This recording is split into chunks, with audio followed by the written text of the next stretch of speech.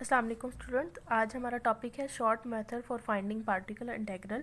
उससे पहले हम लोगों ने एक ऐसा मेथड पढ़ा था जो 10.3 मैथमेटिकल मेथड्स का topic the method of undetermined coefficient. इसमें भी हमने वाई पी फाइंड किया था, उसको हमने इस मेथड से फाइंड किया था। आज हम शॉर्ट मेथड देखते हैं कि पार्टिकुलर इंटीग्रल का शॉर्ट मेथड कौन सा है। शॉर्ट मेथड में जो आप फाइंड करेंगे वो आप 10.2 जो है उससे कवर होती है। आप उसको मेथड को 10.2 से आप सॉल्व करेंगे, 10.2 को उस मेथड से सॉल्व करेंगे। ठीक है, तो ऐसा है कि आपके पास जो इससे पहले वाली एग्जांपल्स हैं और उससे पहले working rules for finding particular integral means आपके पास जो शॉर्ट मेथड है इन्होंने यहाँ पर मेंशन किया हुआ है, short method for finding the particular integral. उसके लिए आपके पास ये सारे वर्किंग रूल्स हैं। मींस डैट अगर आपके पास क्या है, राइट साइड पे एक्सपोनेंट फंक्शन है, ट्रिग्नोमेट्रिक फंक्शन, तो आप उसको किस तरह फाइंड कर सकते हैं। जैसे आपने अनडिटरमिन्ड कोएफिशिएंट में भी यही किया था कि टाइप्स पे डिपेंड करता है कि टाइप्स कौन सी है, उसी हिसाब से हम जो है वो वाई पी कंसिडर करते हैं। और इसी तरह और आपको ये तो पता है कि जैसे 10.1 था, तो 10.1 में आपके पास इक्वेशन जो होती थी वो होमोजीनियस होती थी। मींस राइट साइड पे जो है वो ज़ीरो के इक्वल होती थी। तो होमोजीनियस इक्वेशन के लिए जस्ट वाई सी हम फाइंड करते थे। ठीक है, नेक्स्ट हमारे पास जो टॉपिक था non homogeneous linear equation. Means आपके पास राइट साइड पे जो है वो कोई भी फंक्शन होगा। फंक्शन किसी भी टाइप्स का हो सकता है, एक्सपोनेंट हो सकता है, ट्रिग्नोमेट्रिक हो सकता है, पोलिनोमियल हो सकता है। तो उसके लिए हम क्या करते हैं, नॉन होमोजीनियस को सॉल्व करने के लिए हम दो मेथड, जनरल सोल्यूशन के लिए दो फाइंड करते हैं, कम्प्लीमेंट्री फंक्शंस और पार्टिकुलर इंटीग्रल। दो जनरल सोल्यूशन में हम वाई सी और वाई पी दोनों फाइंड करते हैं। तो हमने पहले अनडिटरमिन्ड कोएफिशिएंट में भी इसी तरह किया था। अब मैं आपको आज जो है वो शॉर्ट मेथड बताऊंगी, शॉर्ट मेथड क्या होता है। ठीक है, और शॉर्ट मेथड जो है वो आपको मैं बाय एग्जांपल ही समझाऊंगी। जैसे 10.2 का फर्स्ट क्वेश्चन है, इसको मैं सॉल्व करूंगी कि राइट साइड पे आपके पास एक्सपोनेंट फंक्शन है, इसको आप शॉर्ट मेथड से वाई पी कैसे फाइंड कर सकते हो, ये नेक्स्ट मैं आपको बताती हूँ। स्टूडेंट, मैंने ये 10.2 का फर्स्ट क्वेश्चन जो है वो मैंने लिखा है, जैसे mean D square plus 3d minus 4 15 EX। सबसे पहले हमने कम्प्लीमेंट्री सोल्यूशन फाइंड किया फॉर वाई सी। आपको पता है कि आपने ऑक्सिलरी इक्वेशन जो है कंसीडर करनी पड़ती है, इसको इक्वल टू ज़ीरो लेना होता है और आप इसके फैक्टर्स बना के आप इसके रूट्स फाइंड कर सकते हैं। ठीक है, जैसे रूट्स आए हैं इसके d plus 4 and d minus 1 is equal to zero, ये रूट्स हैं और रूट्स जो है वो डिस्टिंक्ट है। मीन्स इसका सोल्यूशन आप इस तरह लिख सकते हैं।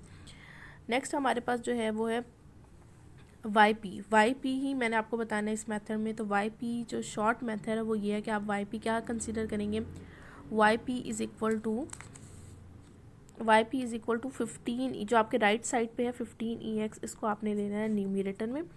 उसके बाद आपने डिनोमिनेटर में आपने ले लेना है जो आपके पास ये वाले रूट्स आए ये लिख ले, या इसकी जो वाली इक्वेशन है क्वाड्रेटिक इक्वेशन, इसको आप नीचे भी लिख सकते हैं। ठीक है, अब आपने ये जो नीचे लिख लिया, अब इसका करना क्या है। अब आपने सबसे पहले देखना है कि ई की power e raise to power x है, एक्स के साथ जो कॉफिशेंट है इधर क्या है, one coefficient, e raise to power x है। तो मीन्स इसका कॉफिशेंट क्या है, वन कॉफिशेंट है। तो आपने इस वन को डिनोमिनेटर में डी की जगह पुट करना है। मतलब डी की जगह अगर आप वन पुट करते हैं, 1 square plus 3 1 minus 4, 1 plus 3 minus 4 and which is 4 minus 4 equal to 0। अगर ये इसका कोफिशिएंट पुट करने से आंसर 0 आ जाता है तो आपने क्या करना है, नेक्स्ट प्रोसेस आप इसको सॉल्व नहीं कर सकते। आपने नेक्स्ट क्या करना है, इसका डिनोमिनेटर लेना है। डिनोमिनेटर का आपने क्या लेना है, डेरिवेटिव लेना है। डेरिवेटिव मींस आपने क्योंकि उसका डिनोमिनेटर जो है वो 0 आ गया है, मतलब पुट करने से 1 पुट करने से 0 आ गया। 1 मतलब ई का जो आपके पास पावर के जो कोफिशिएंट है उसको 1 0, अब हमें 0 नहीं लेके आना। तो हम क्या करते हैं, हम इसका नीचे डिनोमिनेटर का डेरिवेटिव, अब डी स्क्वायर का डेरिवेटिव क्या हो जाएगा, 2d और 3d का डेरिवेटिव 3 हो जाएगा, 4 का डेरिवेटिव 0 हो जाएगा। ये डेरिवेटिव क्या आ गया, 2d प्लस 3 आ गया। ठीक है, नेक्स्ट हम जब हमने डेरिवेटिव ले लिया, साथ ये एक वेरिएबल जो है वो साथ क्या हो जाएगा, मल्टीप्लाई हो जाएगा। जितने हम डेरिवेटिव्स लेंगे और साथ एक्स जो है वो उतनी दफ़ा मल्टीप्लाई हो जाएगा। नेक्स्ट अगर मैंने अब फर्स्ट डेरिवेटिव ले लिया, अब मैं अगर दोबारा डी की जगह 1 पुट करती हूँ, 2 1 प्लस 3, तो 2 प्लस 3 ये क्या आ जाता है, 5 आ जाता है, इज़ नॉट इक्वल टू 0। सो अब हम इसका डेरिवेटिव नहीं लिख सकते। अब हमारे पास सोल्यूशन आ गया। अब हमने क्या किया, 5 आ गया, 1 पुट किया, अब हमने 1 पुट किया, 5 आ गया। अब हमारे पास सोल्यूशन आ चुका, वाई पी आ गया। तो हमने 5 लिया और 5 को 15 से कटिंग की, तो ये हमारे पास ये आंसर आ गया, ये वाई पी है। मीन्स आपने क्या करना है, शुरू में आपने डिनोमिनेटर का जो एक्स की ई की पावर जो है उसका जो भी कोफिशिएंट है उसमें पुट करना है। अगर वो ज़ीरो आ जाता है तो आपने डेरिवेटिव लेना है, अगर वो ज़ीरो नहीं आता तो आप उसको पुट करके सिंपली जो है वो सॉल्व करके आपका वही वाई पी होगा। ठीक है, जनरल सोल्यूशन आपको पता है y c plus y p है, तो वाई सी ये है, वाई पी ये है, ये आपने पुट किया और आंसर आ गया। ठीक है, शॉर्ट फॉर्म वाई पी का ये। अब नेक्स्ट मैं आपको क्वेश्चन बताती हूँ कि नेक्स्ट आपके पास राइट साइड पे अगर ट्रिग्नोमेट्री फंक्शन है तब हम कैसे सॉल्व कर सकते हैं। स्टूडेंट मैंने 10.2 क्वेश्चन नंबर 3 राइट किया है जिसमें ट्रिग्नोमेट्री फंक्शंस आता है राइट साइड पे। तो मैं आपको इसका मेथड बता देती हूँ कि शॉर्ट मेथड जो है वो वाई पी का कैसे है। तो फॉर एग्जांपल आपके पास जो है उसी तरह वाई सी आपने फाइंड करना है, इसकी रूट्स आ जाती हैं 3 और -1, तो आपने वाई सी लिख लिया। वाई पी कैसे लिखना है, वाई पी के लिए आपने कंसिडर करना है y p is equal to right side पे आपके क्या है 2 exponent function e x minus 10 sine x, तो आपने इसको दोनों को न्यूमिनेटर में लिख लेना। डिनोमिनेटर में क्या आएगा, डिनोमिनेटर में ये वाली इक्वेशन आएगी, रूट्स जो आई हैं उसकी ट्रिग्नोमेट्रिक फॉर्म आप लिख लें। ठीक है, अब आपने क्या किया, एक्सपोनेंट के डिनोमिनेटर में अलग से लिख लिया और न्यूमिनेटर के साइन के नीचे आपने अलग से लिख लिया। ठीक है, नेक्स्ट प्रोसेस ये है, एक्सपोनेंट के लिए वही चेक करना है आपने इसके अगर हम 1 पुट करते हैं इसका, अगर मैं यहाँ एक्सपोनेंट एक्स की पावर क्या है, एक्स का कोफिशिएंट क्या है 1 है, अगर 1 पुट करते हैं हम इसका 2d minus 3d 1 minus 2, sorry यहाँ भी 1 पुट करेंगे -3 और ये आता है -4, ये इज़ नॉट इक्वल टू 0, तो नेक्स्ट हमें इसका डेरिवेटिव लेने की ज़रूरत ही नहीं, हम -4 लिख लेते हैं। नेक्स्ट जो ये वाला पार्ट है साइन एक्स वाला पार्ट, तो इसको मैंने ये क्या लिखा हुआ है यही समझाना है कि आपको पता है कि रिज़ल्ट पता है ई आयोटा एक्स को हम लिख सकते हैं कॉस एक्स। ये रिज़ल्ट है कि आपके पास क्या है कम्प्लेक्स नंबर ई आयोटा एक्स जो है उसको फॉर्मूला किसके equal cos x plus iota sine x के इक्वल होता है। ठीक है, अगर मैं ये लिखना चाहूँ कि इमेजिनरी पार्ट ऑफ दिस, कि इसका इमेजिनरी पार्ट कौन सा, आयोटा के साथ वाला जो कोफिशिएंट है उसका इमेजिनरी पार्ट कहते हैं। Imaginary part of E iota x क्या होगा, साइन एक्स होगा, तो यहाँ भी साइन एक्स है, तो हम इसको साइन एक्स को लिख सकते हैं imaginary part of E iota x लिख सकते हैं। ठीक है, हमने इसको क्या कर दिया, एक्सपोनेंट में हमने इसको कन्वर्ट कर दिया। मीन्स आपको ये फॉर्मूला पता है कि इमेजिनरी पार्ट ऑफ दिस, कि इसका इमेजिनरी पार्ट कौन सा आयोटा के साथ वाला है ना, तो हम इसको लिख सकते हैं imaginary part of E iota x sine x, और हमारे पास क्वेश्चन में भी साइन एक्स है, तो हमें साइन एक्स की जगह क्या लिखूंगी, इमेजिनरी, आई और एम का मतलब है imaginary part of E iota x, तो इसकी जगह हमने ये लिख लिया। अब नेक्स्ट प्रोसेस क्या होता है, आपने जो ई के साथ जो भी कोफिशिएंट है आयोटा है, तो आयोटा को पुट करके देखना है डी की जगह मैंने यहाँ जब पुट किया आयोटा स्क्वायर माइनस 2 आयोटा, तो आंसर क्या आ गया 2 आयोटा, ये इज़ नॉट इक्वल टू 0 है, इसका मतलब है ये बात थी कि हम इसको लिख सकते हैं, हमारा सोल्यूशन आ चुका है। ठीक है, अब नेक्स्ट के प्रोसेस क्या है, आपने ये 2 कॉमन ले लिया, यहाँ से 2 कॉमन ले लिया। ठीक है, 2 कॉमन लिखा मैंने, यही वाली टर्म है, मतलब पुट करने के बाद इसको हम लिख सकते हैं माइनस भी कॉमन ले लें 2 भी कॉमन ले लें, आयोटा प्लस 2 आ जाता है। ठीक है, इसको मैंने क्या लिख दिया, यहाँ पुट कर दिया मैंने। नेक्स्ट जो है आपके पास क्या है, इस 2 को आपने 10 से मल्टीप्लाई कटिंग कर दी, ये माइनस माइनस क्या हो गया प्लस हो गया। अब आपको पता है कि आयोटा जो है वो डिनोमिनेटर में नहीं आना चाहिए, तो आपने रैशनलाइज कर दिया। रैशनलाइज क्या होता है, ये प्लस है तो माइनस से मल्टीप्लाई डिवाइड कर दिया, बस आगे जस्ट कैलकुलेशन आपने सॉल्व किया। ठीक है, तो क्या है, इसको आपने A plus B B minus B के फॉर्मूले से जो है इसको बंद कर दिया, A square minus B square हो गया। इसको जब सॉल्व किया तो आयोटा स्क्वायर जो है आपको पता है आयोटा स्क्वायर किसकी वैल्यू होती है, -1 होती है, तो -1 और -4 क्या हो गया, -5 ये आ गया और ये ऐसे आ गया। नेक्स्ट आगे कैलकुलेशन है, कैसे है 5 से कैंसिल हो गया, ये माइनस प्लस माइनस हो गया। अब नेक्स्ट है, आपको पता है ई आयोटा एक्स क्या है, cos x plus iota sine x के इक्वल है। ठीक है, अभी इमेजिनरी वैसे ही बाहर है, सिर्फ ई आयोटा एक्स की वैल्यू लिखी है। नेक्स्ट क्या है, ये दोनों आपस में मल्टीप्लाई हो रहे हैं, आपने इसको मल्टीप्लाई कर देना है, मतलब आयोटा cos एक्स से मल्टीप्लाई होगा, फिर cos एक्स 2 से मल्टीप्लाई होगा, फिर ये इससे मल्टीप्लाई होगा और ये इससे मल्टीप्लाई होगा। सॉल्व किया हुआ है। ठीक है, आयोटा स्क्वायर की वैल्यू -1 होती है हमारी। अब लास्ट बाहर है इमेजिनरी पार्ट, हम इनमें से हमने कौन सा इमेजिनरी पार्ट कौन सा होता है, जो आयोटा के साथ वाला कॉफी, इसमें ये है आयोटा के साथ और एक ये है। ठीक है, तो इस ये और ये दोनों हमने क्या ले लिया, इमेजिनरी पार्ट इसमें से हमने चूज़ कर लिया, बाकी रियल पार्ट को हमने रहने दिया। ठीक है, जस्ट इमेजिनरी पार्ट चूज़ कर लिए और ये हमारे पास क्या आ गया, वाई पी आ गया। General solution y c plus y p होता है, तो ये वाई सी है और ये वाई पी लिखा हुआ है। ठीक है, मतलब जो आपके पास अगर साइन एक्स है तो आप इसको इस तरह कन्वर्ट करते हैं एंड देन आप इसको इस तरह सॉल्व कर लेते हैं। ठीक है, नेक्स्ट जो 10.2 है, इसमें आपके पास जैसे फर्स्ट क्वेश्चन है एक्सपोनेंट है, सेकंड पे एक्सपोनेंट है, थर्ड वाले मैंने आपको बता दिया। जो फोर्थ वाला है इसमें पोलिनोमियल है, और फिफ्थ और सिक्स में भी क्या है, ट्रिग्नोमेट्री या साइन एक्स, इसको इसी मेथड से आप सॉल्व कर सकें। ठीक है, जो पोलिनोमियल है इसको किस तरह सॉल्व कर सकते हैं आप, वो मैं आपको भी बता देती हूँ जी। 10.2 क्वेश्चन नंबर 4, जिसमें राइट साइड पे पोलिनोमियल है, ये मैंने राइट किया यहाँ पर। तो इसको हमने इसी तरह जनरल सोल्यूशन फाइंड करना है। सबसे पहले वाई सी के लिए मैंने इक्वल टू 0 लिया। ठीक है, उसमें से डी कॉमन ले लिया। एक हमारे पास root D is equal to 0 हो गया। दूसरा जो है हमारे पास क्यूबिक इक्वेशन बन गई। उसको बाय सिंथेटिक डिवीजन से सॉल्व कर लिया। इसके कॉफिशेंट लिख लिया डी 1 माइनस 2। यहाँ पर डी का कोई कॉफिशेंट नहीं है, 0, और यहाँ 1 आ गया। इसको 1 से किया तो आपके पास यहाँ पर d इज इक्वल टू 1, एक रूट ये आ गई और दूसरी क्वाड्रेटिक है। इसको हमने बाय क्वाड्रेटिक इक्वेशन से सॉल्व किया।